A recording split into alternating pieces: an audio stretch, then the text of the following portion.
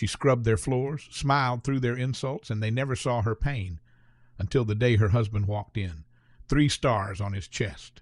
Silence in the room, and then everything changed. Martha Daniels arrived every morning before sunrise, pushing her janitor's cart down the polished halls of Preston and Lee, a prestigious law firm in Atlanta. She wore the same faded blue uniform, the same quiet expression. No one knew her story, and no one cared to ask. To the staff, she was just the black cleaning lady who moved like a shadow, present but not seen. Some mocked her openly. "You missed a spot, Martha," they'd smirk, even when the floor shone. Others made jokes behind her back, laughing as she walked away. Interns, lawyers, even the front desk receptionist treated her as if she didn't belong in the building. No one wondered how she kept showing up or where she found her strength. At home, though, Martha lived a different truth. Her husband, Leon Daniels, a retired Army veteran, spent his days restoring old radios and sipping strong tea. He didn't talk much about the war, but the framed medals on the wall said enough. Among them was one badge with 3 stars, a symbol of service, honor, and rank. Martha never told anyone about him. She didn't need to. Not until the day Leon walked through those office doors. Martha had always believed that dignity didn't need to be loud, but lately silence had started to feel like surrender. That Wednesday morning it rained hard in Atlanta. She arrived soaked, her shoes squishing on the marble tiles. Before she could change into her work shoes, a junior associate named Brian saw her walk across the lobby. "Guess it's true what they say," he muttered to his friend. "You can take the woman out of the storm, but you can't take the storm out of the woman." They laughed loudly. Martha said nothing, but her hands trembled slightly as she wrung out her sleeves in the janitor's closet. She wasn't sad. She wasn't even angry. But something inside her, something that had laid still for years, shifted. She reached into her locker and pulled out an old zippered pouch. Inside was a keychain, a bronze eagle with 3 stars in its wings. It used to hang from Leon's backpack in Iraq. She stared at it. For a moment she was no longer in the closet. 15 years ago, a hot July afternoon, Fort Bragg, North Carolina. Leon stood tall in his uniform, his face weathered, his eyes steady. Martha stood in the crowd of families, clapping, tears rolling down her cheeks as the commanding officer pinned the 3rd star badge onto Leon's chest. He had earned it after saving 6 soldiers from a burning convoy under heavy fire. That evening he told her, "I don't need a parade, Mar. I just want peace." So they moved back to Georgia. Quiet life, simple jobs, no more war stories, no rank, no salutes, just him and her. Back in the present, Martha stuffed the keychain deep into her pocket. She walked back into the hallway, where a group of office staff leaned around the corner, pretending to whisper. "Maybe she can't afford rent," one said. "She probably eats leftovers from the bins," another chuckled. They scattered when she passed. No apologies. Just avoidance, like she was the one who should be ashamed. But what really twisted the knife was Ava, the HR manager, a woman who once smiled sweetly when upper management was around but had never once looked Martha in the eye. That day, Ava had sent an email.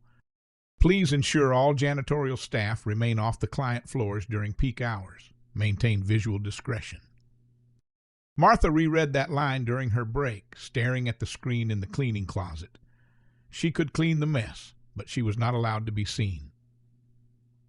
Her husband had once been saluted by a general, and now she was being asked not to exist. She didn't cry. She hadn't in years. Instead, she picked up her phone. "Leon," she said softly, "can you meet me at the office tomorrow? Just come in uniform." A long pause, then his calm, warm voice. "If you're asking, I'll be there." The next morning, Martha arrived as usual, but something about her walk was different. There was still humility, but no longer submission. She dusted desks as the office slowly filled with people, chatting, laughing, planning their day. At 9:47 a.m., the glass doors swung open. A tall man in full formal military uniform stepped inside, silver hair, upright posture. 3 stars pinned on his chest. Combat ribbons neatly displayed. Every step echoed with weight. He didn't say a word. just scanned the room calmly. One by one, people turned to look. Conversations stopped mid-sentence. Coffee cups froze mid-air. Martha, standing near the elevator, finally smiled. She didn't introduce him. She didn't need to. Leon Daniels stood in the center of the marble-floored lobby, a quiet mountain in his decorated uniform. 3 silver stars shimmered on his chest like a quiet warning. His face was still unreadable. Years of battlefield control hadn't left him. Martha stood just behind him, not saying a word. Her mop leaned gently against the wall, forgotten. A few employees from legal passed by, slowly whispering. Is that a general? Why is he here? Is he here for a case? Brian, the same one who had joked about the storm, peeked from behind the reception desk. His face went pale. Ava from HR stiffened near the coffee bar, pretending to type something urgently on her tablet. Leon finally broke the silence. Excuse me, he said calmly to no one and everyone. Where can I find the staff who report to Human Resources? His voice carried weight, not loud but commanding, like someone used to being obeyed. Like someone used to being obeyed. Ava stepped forward awkwardly. I'm Ava. I head HR. Can I help you? Leon gave a polite nod. I'm Leon Daniels, retired Army. I came today because I wanted to thank this company for giving my wife the opportunity to serve. Gasps were quiet but visible. A few jaws dropped. Martha stepped beside him now. He looked at her, not with pity but with respect. She's been serving this building longer than most of you have been out of college. She's wiped your footprints, cleaned your careless spills, picked up your trash without complaint. He paused. And you couldn't even learn her name. Brian backed away slowly, no words, just shame. Ava forced a smile. Mr. Daniels, we truly value all our staff. I'm sure Martha. Leon raised a hand lightly. I didn't come for apologies. I came to remind you something my men learned overseas. Rank isn't earned by where you sit. It's earned by how you treat the people standing. Silent. Some employees lowered their eyes. Others shuffled awkwardly. No one laughed now. No one mocked. The hierarchy that had once seemed so clear, lawyers on top, janitors at the bottom, had collapsed in one conversation. From the corner, an intern named Leela finally spoke up. Martha? I didn't know. I never really thought. Martha looked at her kindly but firmly. That's the problem. You never thought. And with that, she picked up her mop again. Not out of obligation, but choice. Leon gently squeezed her shoulder, then turned to leave. But the building didn't feel the same anymore. Neither did the people in it. Leon stepped out of the office building and stood under the sharp Atlanta sun, the weight of his uniform heavier than usual. He hadn't worn it in years. Not for funerals, not even on Veterans Day. But when Martha had asked, he didn't hesitate. Inside, he had seen it all in their eyes, the guilt, the discomfort, the awkward glances. But he also saw something else, a shift, maybe small, maybe temporary, but real. Still, as he waited by the car, something gnawed at him. He had seen war. He had watched men fall. He had fought enemies. But nothing angered him more than quiet cruelty, the kind that Martha had faced every day. He clutched the keychain she gave him that morning, the eagle with the 3 stars. She said, just hold this today. I want them to know who I married. He smiled, but it didn't reach his eyes. Upstairs, Martha stood alone in the women's restroom. She looked in the mirror at her reflection. Creased face, tired eyes, hands cracked from bleach and scrubbing. Tears gathered, then rolled down. Not because she was sad, but because for the first time in years she had been seen. Really seen. Leon had said everything she never dared to say. His presence had made them all feel what she had carried for so long. Shame, not hers, but theirs. But it wasn't just about justice. It was about dignity. And now, standing in her janitor's uniform, she felt it returning. She thought about the time her college dream slipped away. The letter of admission she never replied to because her mama got sick, and Leon was deployed and bills stacked higher than prayers. She thought about the quiet nights Leon held her hands and told her, I don't care what the world says. You're a leader in your own right. She pressed her palm against her chest where her lanyard rested, the ID badge that never carried her full name, just Martha D. and a staff number. But now that name meant something more. Martha walked back out, gripping her mop handle with purpose. The same tool they had mocked now felt like a staff of strength. It wasn't just a cleaning stick. It was a symbol of labor, patience, and quiet resistance. And in her pocket, next to her ID card, was Leon's 3-star badge. Not because she wanted to show off, but because she'd earned it too. Every day she showed up, every day she stood tall while being made to feel small. That badge belonged to both of them. When she returned to the main floor, Ava stood by the elevator, visibly shaken. "I'm sorry," she whispered. Martha paused, met her eyes, and nodded. "Sorry is a start," she said softly, "but change is better." Then she turned and walked past her, dignified, calm, unstoppable. And just like that, something unspoken shifted in the air. Martha wasn't just the janitor anymore. She was the center of the room. The morning after the visit to Martha's office, Leon sat in the garage, polishing the frame of his old service photo. Dust floated in the sunlight. The 3-star badge rested beside his mug of black coffee, its metal catching the light like it still belonged on his chest. But something didn't feel right. Martha hadn't come home the same. She was quiet. Not the peaceful kind of quiet, but the heavy, hollow kind. The kind that made a man who'd seen war feel helpless. He tried asking, "You all right, Mar?" She just smiled. "I'm just tired, that's all." But he knew her better than that. The next day at work, the office atmosphere had changed. But not all of it was good. Some people were kinder now. One intern brought her coffee. Another apologized for how they'd spoken to her last year. But there were whispers, too, cold ones. She brought her husband in uniform to scare everyone. That's emotional manipulation. She's trying to play the victim card. She should just do her job and not make it about race. Martha overheard it all. She didn't flinch, but each word sank like a stone in her chest. By mid-afternoon, she was called into a private meeting with Ava and the senior manager, Mr. Claiborne. The room smelled of polished wood and authority. "Martha," Ava began with her practiced HR smile, "we appreciate your continued service. However, we've received concerns." "What kind of concerns?" Martha asked. "That your husband's presence yesterday disrupted the office," Claiborne said, avoiding eye contact. Some staff felt intimidated. Martha blinked slowly.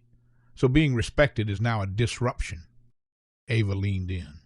"This isn't disciplinary. We're just asking that in the future any personal visits stay outside professional hours."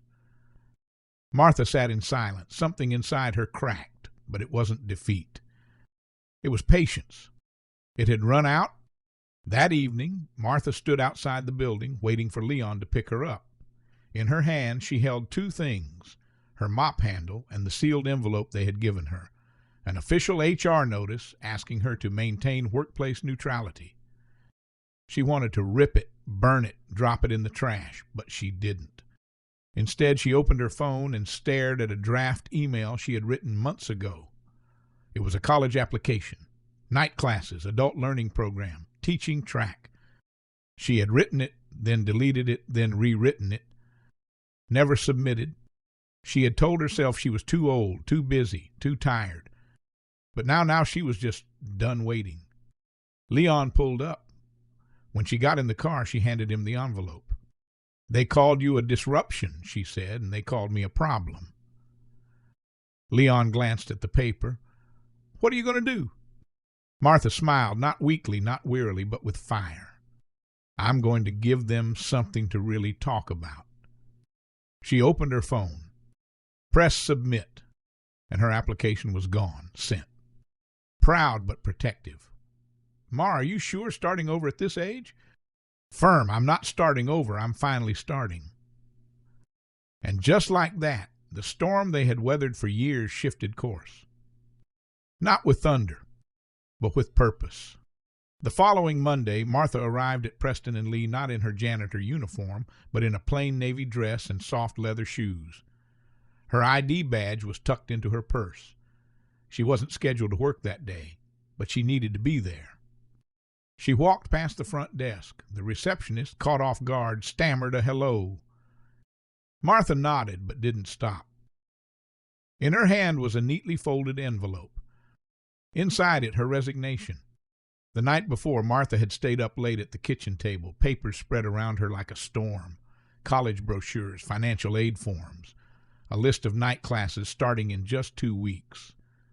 Leon sat across from her, watching without a word. Finally, he asked, "Why now, Mar?" She looked up, her voice steady. "Because I don't want to be remembered as the woman who cleaned their floors.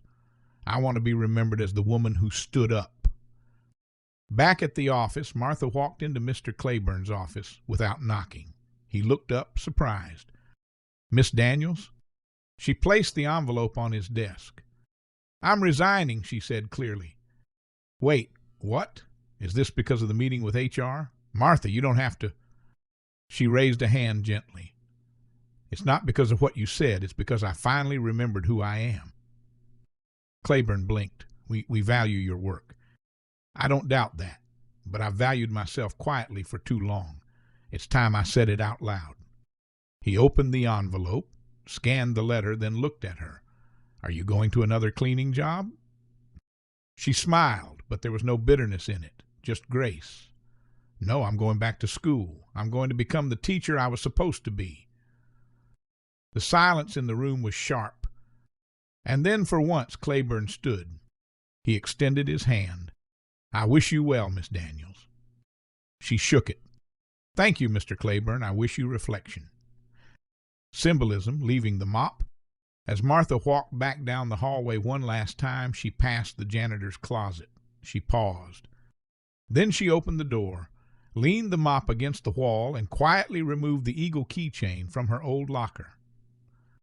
She placed it in her purse, not to hide it, but to carry it into her next chapter. Not a janitor's tool anymore. A badge of honor. By the time she stepped into the sunlight, her shoulders were straighter, her walk lighter. She had spent years cleaning other people's messes. Now she was finally building something of her own. Martha sat on the back porch of her small home that evening, a warm cup of tea in her hands, her resignation letter now folded in a drawer inside. She watched the sky shift from gold to rose the way she used to as a little girl before life started measuring her worth in paychecks, silence, and uniforms. Leon joined her, setting down a slice of pecan pie beside her tea. No medals tonight, no words, just a quiet understanding between two people who had fought very different battles, but always side by side. Martha exhaled, not a sigh of exhaustion, not even relief. It was something deeper. Release. For the first time in years, she didn't feel like she had to prove anything to anyone. She didn't have to pretend she didn't hear the comments. She didn't have to smile just to survive. She had spoken, stood, and walked away on her own terms. And even though her future felt uncertain, tuition deadlines, night classes, the fear of being the oldest student in the room, there was a thrill in it, a kind of freedom she hadn't felt since she was 17, holding her college acceptance letter for the first time. This time she wasn't going to tuck it away. She was going to show up. Martha leaned her head back and closed her eyes. For years she'd thought that keeping her head down was strength, that silence was survival. And maybe it had been. But now she knew something else. Her voice was her real power. She hadn't needed revenge. She didn't want pity. She didn't seek permission. She simply wanted to be seen and to choose what came next. And she had... Inside, her phone buzzed. A text from the youngest intern at Preston and Lee. "Hi, Martha. Just wanted to say I started reading about adult learning programs because of you. Thank you. Truly." Martha smiled.